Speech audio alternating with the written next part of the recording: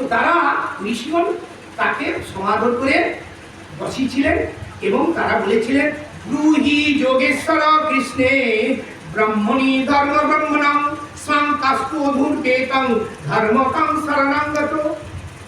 হে ভগবান যোগেশ্বর কৃষ্ণ যখন তিনি জগতে লীলা বিনোদন করতে এসেছিলেন, লীলা সংগ্রহ করে যখন ভগবান তার স্বধাম বৈকুণ্ঠে চলে গেলেন, তখন ধর্মটা কার আশ্রয় থাকবে? যোগেশ্বর বলে ভাগবতকে আশ্রয় করে থাকবে। এই জন্যই ধর্মের নাম ভাগবত। তারা 6টা প্রশ্ন করেছিলেন। জীবের আত্যন্তিক মঙ্গল কি করে হবে? কি করে আত্মার প্রসন্নতা লাভ হবে?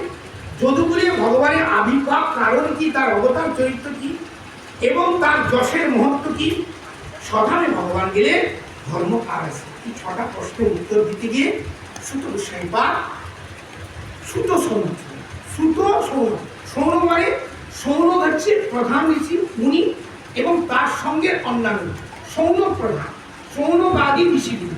সুত গোস্বামী তাদের উত্তর দিয়েছিলেন। কি দিয়েছিলেন?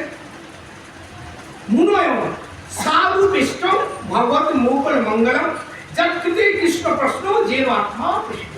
হে মুনিগণ, তোমাদের কল্যাণ হোক, তোমাদের মঙ্গল হোক। তোমরা এমন একটি প্রশ্ন করেছ। কি প্রশ্ন? না, ভগবানের যশের কথা, গুণের মহিমার কথা শ্রবণ করবার জন্য তোমরা আন্তরিক চেষ্টা করো। তোমরা